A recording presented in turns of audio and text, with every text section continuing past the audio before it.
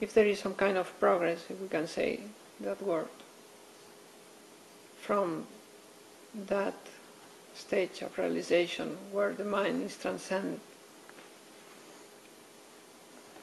that progress is organic, is natural. It comes as an expansion in its own terms. Life keeps presenting itself with its challenges that are just the expression of unresolved conditioning. And now the difference is your natural awareness takes care of whatever happens.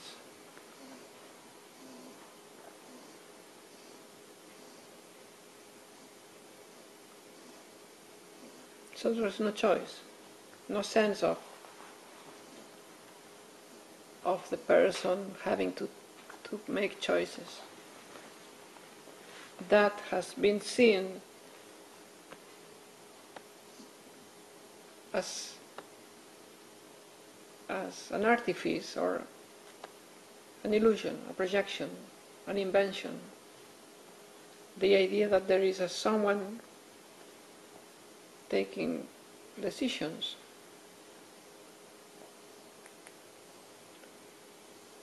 That someone is a creation of thought, and thought is creating that idea of the decisions. So, given that this is the case, the contrast between the point of view of realization and the point of view of non-realization, or the point of view of the thinking mind running wild and the point of view of awareness just resting on itself, the communication or the dialogue between these two points of view that meet in Satsang is somehow a little bit of a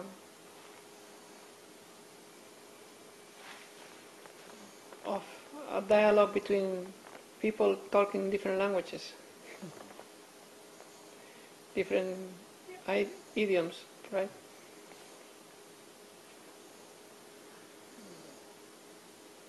There's an element of miscommunication.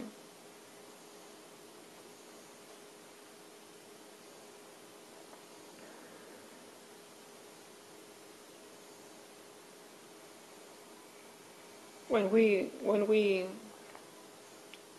suggest do this, do that,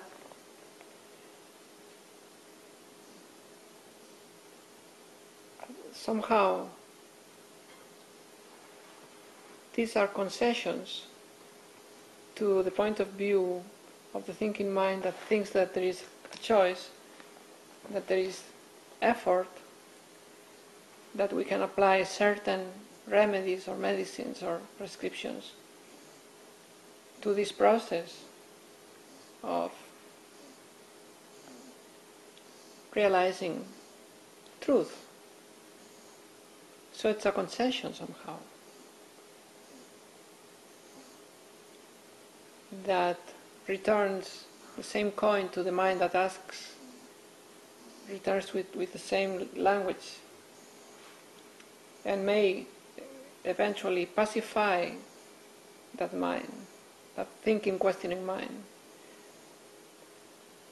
But there's no prescription actually. There's no actual prescription to write down, to recommend, because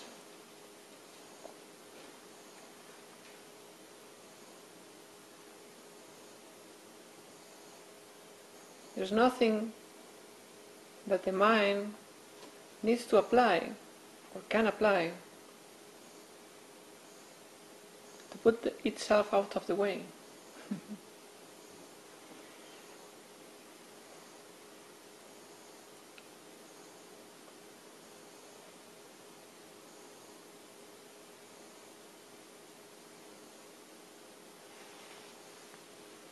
So the mind cannot deal with it.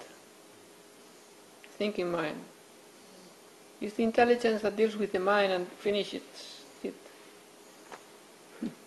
But this will happen anyway. This will happen at some point. Because even now, before realization, or before this stage of realization, when the thinking mind is taking over, still everything that happens, regardless of the conception of the thinking mind, is natural.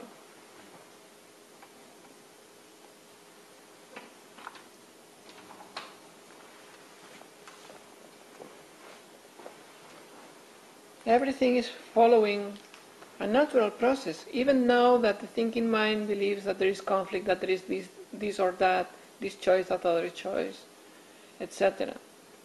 So even the operative system or environment of the artificiality and duality is running on non-duality, is running in naturalness. So it means that however you complicate things doesn't matter, because this is running in non-duality, so eventually it will disentangle itself. So there's no prescription needed. It's life that does everything, the entanglement and the disentanglement. This phase or stage of the mind, thinking mind, controlling everything, which is this condition of most people,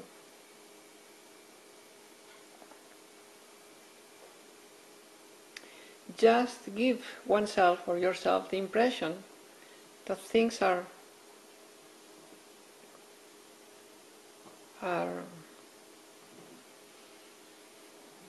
non-fluid, that things do not flow, that things are mechanic, a work, effort.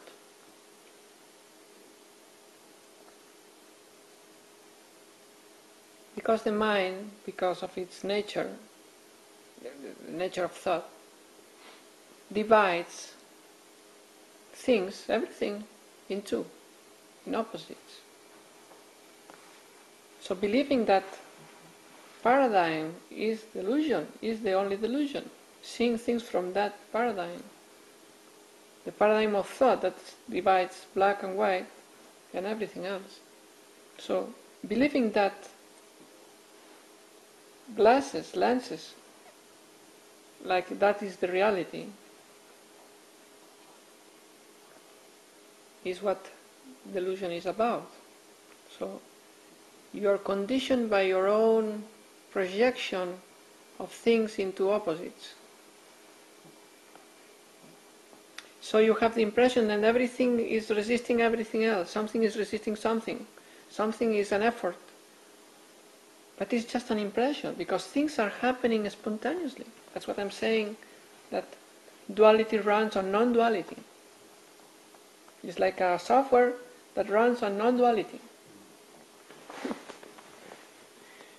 Non-duality allows the sense of the appearance of duality happening. So you have this impression that I'm making an effort, I have to decide, this is hard, this is difficult, etc., etc. Because thought creates those opposites. Something is resisting something else.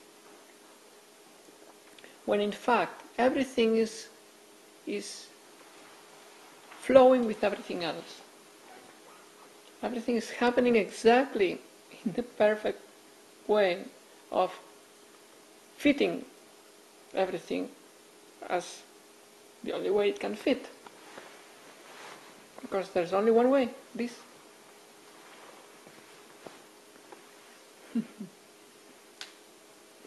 But the mind does not know that. The mind has created past and future, left and right, etc. So can never think or discover truth that is non-dual, without conflict, which is life itself. So it's just a subjective impression of conflict, of uneasiness